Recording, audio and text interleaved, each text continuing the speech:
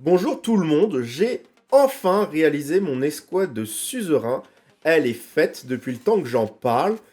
Et du coup, je vous propose cette vidéo afin de vous montrer comment je les ai réalisés. Et j'espère qu'elle vous plaira. Donc je vous souhaite une bonne vidéo. Je commence du coup par tout sous-coucher. Et vous voyez que je n'ai pas monté mes figurines. Je vais mettre la sous-couche sur les pièces directement comme ça avec leur socle. Pourquoi je fais ça? Pour la simple et bonne raison que lorsque vous montez les figurines entièrement et vous sous-couchez après, bah on se retrouve avec des pièces, ou enfin surtout des endroits de la figurine où on ne peut pas y avoir accès avec le pinceau, ou du moins très difficilement. Alors que là, comme ça, je vais pouvoir monter petit à petit ma figurine et pouvoir aller chercher les zones où habituellement je n'ai pas accès, tout simplement. Et vous le voyez, je sous-couche tout en bleu. Alors pourquoi je sous-couche tout en bleu? Bah déjà parce que c'est des ultramarines. Mais si ça tenait qu'à moi, j'aurais fait une sous-couche noire. C'est juste que lorsque j'avais commencé au Russe Hérésie, le vendeur m'avait préconisé, vu que j'étais un débutant, de prendre cette sous-couche bleue pour faire les ultramarines. Comme ça permettait de tout simplement de faciliter la peinture. Et il m'en restait un peu dedans. Et bon, bah je me suis dit, bah go la finir avec les suzerains. Parce que voilà, quoi, tout simplement, c'est juste pour finir. Une fois de retour à mon petit établi, je récupère les pièces qui m'intéressent.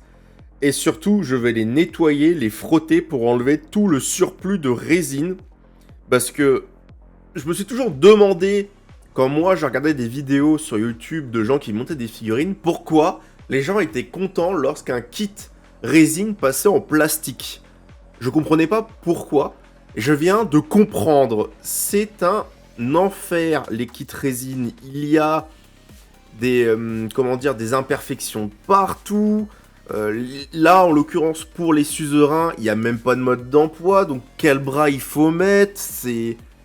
Franchement, j'ai vachement galéré. Et du coup, je me suis dit, je vais d'abord en faire une seule des figurines. Je vais en faire une seule. Je vais tester de la monter, je vais tester de la peindre avant de faire les autres. Et pourquoi je fais ça? Il y a aussi le fait que je vais tester quelques trucs dessus. Je vais d'abord tester le soclage avec du liège pour donner un peu de relief. C'était la première fois que j'allais faire ça. Je vais tester aussi de faire un petit effet de sang au niveau de la lame. Et je vais aussi vernir ma figurine à la fin, voir ce que ça donne. Parce que je n'ai jamais verni mes figurines. Et on m'a dit que ça pouvait être intéressant de le faire pour les protéger. Donc on va essayer tout ça sur une figurine avant de faire les 4 autres.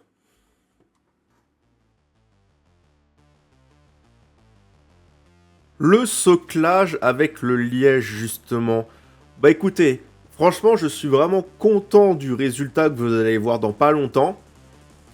Et ce n'est vraiment pas compliqué à faire. Il suffit juste de prendre, comme vous pouvez voir, sa figurine, prendre plusieurs morceaux de liège, sans les coller, déjà les mettre sur le socle pour voir la disposition que vous voulez, etc.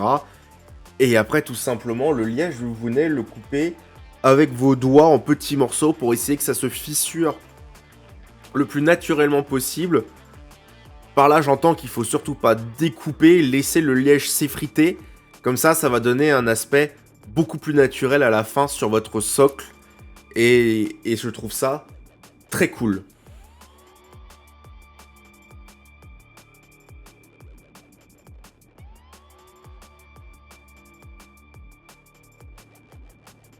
Une fois que vous avez trouvé la disposition qui vous convient, et ben il suffit tout simplement de coller le liège entre eux.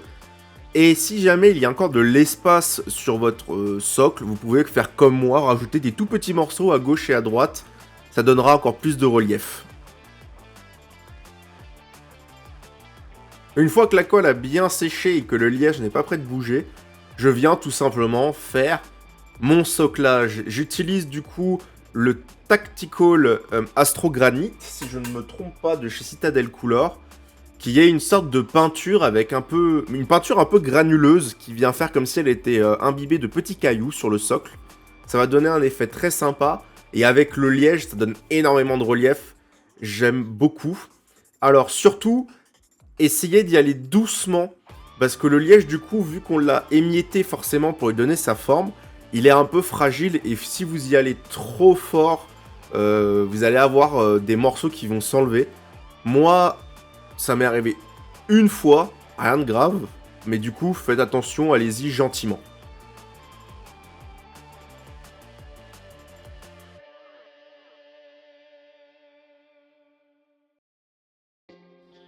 Pour terminer le soclage, je viens ensuite faire un petit brossage à sec avec du gris clair pour tout simplement faire ressortir justement ce côté granuleux, ces petits faux cailloux qu'on peut trouver dans cette peinture.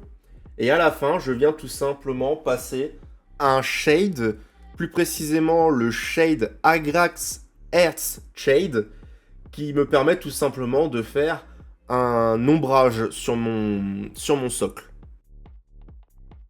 Maintenant que le socle est terminé, je le mets de côté et on va commencer la figurine. Je vais commencer par faire un brossage à sec. Le brossage à sec est vraiment très bien pour gagner énormément de temps, mais par contre, c'est pas la peinture la plus précise et c'est pas la peinture la plus jolie pour le résultat final. Mais comme je vous ai dit, moi je fais partie de ces gens qui ne sont pas là pour faire des figurines de compétition, je suis là pour avoir des jolies figurines à mon goût, des jolies figurines, pour pouvoir les jouer les plus rapidement possible. Et du coup, la première couche en brossage à sec sur les Space Marines, je trouve ça très efficace et je trouve le rendu très bien. Donc je fais ça partout et bien sûr les endroits où la brosse n'a pas pu aller, je viens tout simplement faire un petit coup de pinceau histoire de rattraper toutes les zones non atteintes par la brosse. Alors, je pense que certaines personnes vont grincer des dents parce que vous allez voir que oui, effectivement, je fais tout à la main. Je tiens toutes mes figurines avec mes petits doigts.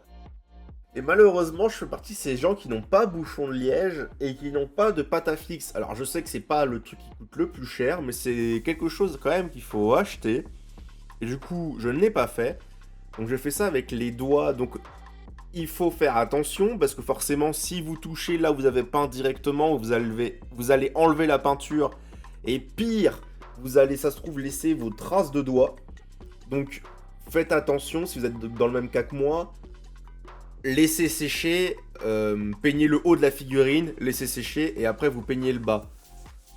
Cependant, vous allez quand même voir que je vais en avoir rapidement marre d'essayer de faire ça comme ça. Et en fait, une fois que mon torse sera fini, je vais passer par l'étape qui consiste à tout coller. Je vais juste faire le torse et je vais tout coller. Et tant pis s'il y a des zones du coup auxquelles je ne vais pas pouvoir atteindre par la suite, ce n'est pas grave. Mais comme je viens de vous le dire, malheureusement, surtout les petites parties, genre les petites épaulières, l'arme de ma figurine et tout, en fait, c'est un calvaire lorsqu'on commence à peindre. Vous allez vous retrouver dans une situation où vos doigts vont tout simplement enlever la peinture et vous allez faire que repasser, repasser et repasser, perdre un temps fou. Donc, à la fin, je me suis dit tant pis, j'aurais essayé comme ça ne fonctionne pas pour moi, donc on colle et tant pis s'il y a des zones auxquelles je n'ai pas accès, je vais essayer de faire ça le plus proprement possible. En résumé, si vous voulez peindre votre figurine pièce par pièce pour atteindre toutes les zones et être le plus précis possible, achetez du liège, de la pâte à fixe, bref, quelque chose pour fixer vos figurines, parce que faire comme moi avec les doigts, je le conseille pas du tout. Vraiment, c'est nul.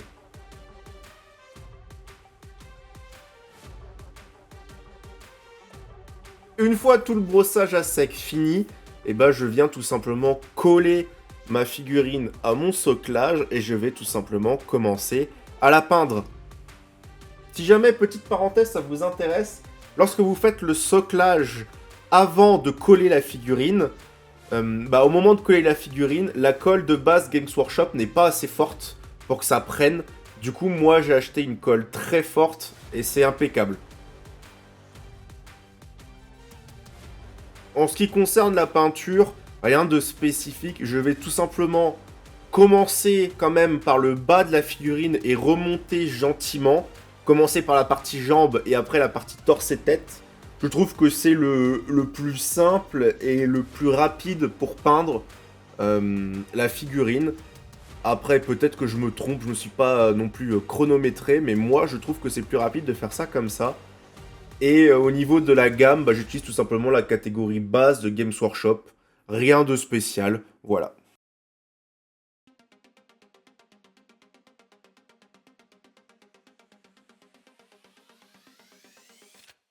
Et on fait un petit bond dans le temps pour revenir au sujet de tout à l'heure.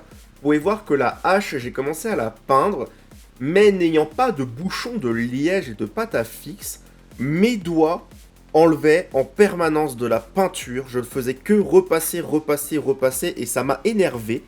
Du coup, je me suis dit, tant pis, je colle les deux bras sur ma figurine, et tant pis s'il y a des zones auxquelles je n'ai pas accès. Et au final, je pense que c'est ce que je vais faire pour les 4 figurines. Le torse, je vais le peindre comme là, bien détaillé, sans les bras. Et une fois que c'est fait, je viendrai toujours coller mes bras.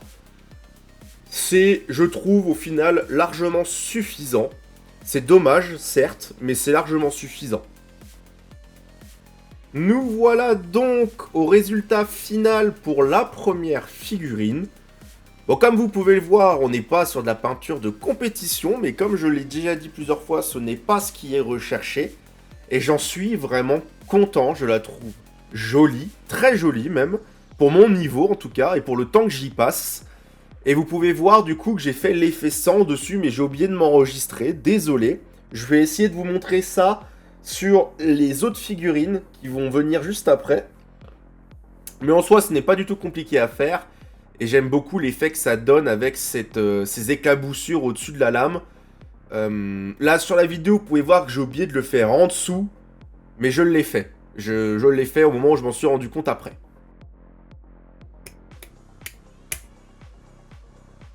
Nous y voilà, l'effet sang sur les figurines. Alors pour ça, on va utiliser de la colle néoprène, qui est une colle qui est très flexible, et du coup qui nous permet de vraiment faire des effets d'écoulement de sang, même des gouttes de sang si on est assez précis. Pour ça, il suffit d'imbiber le cure-dent de la colle et ensuite de la mettre et lui donner la forme qu'on veut sur l'arme. Vous pouvez par exemple, si vous avez plusieurs armes sur votre figurine, la relier entre elles avec du sang.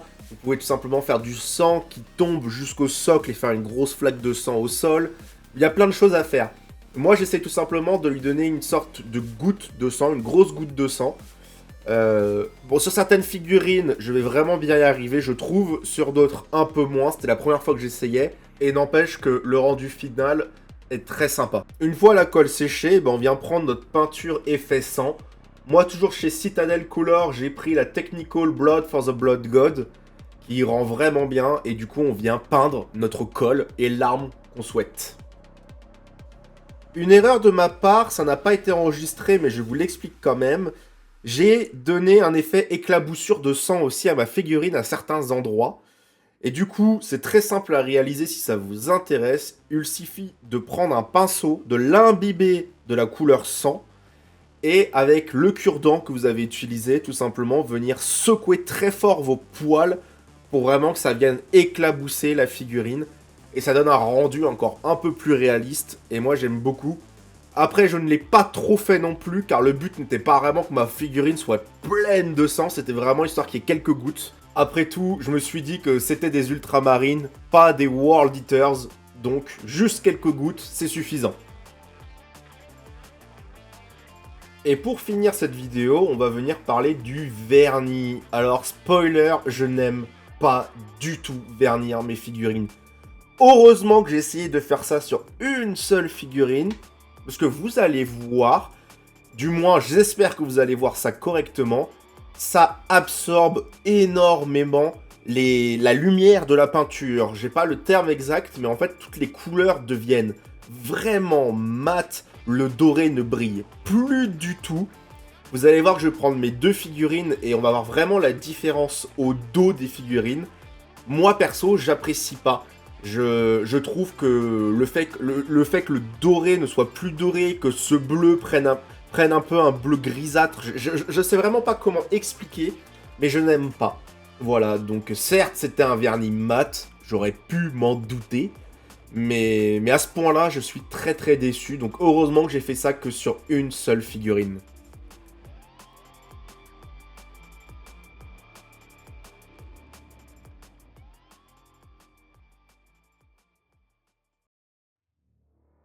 Nous sommes arrivés à la fin de cette vidéo. J'espère qu'elle vous aura plu. Petit j'aime et abonnez-vous si c'est le cas. Et moi je vous dis bonne continuation et à la prochaine vidéo.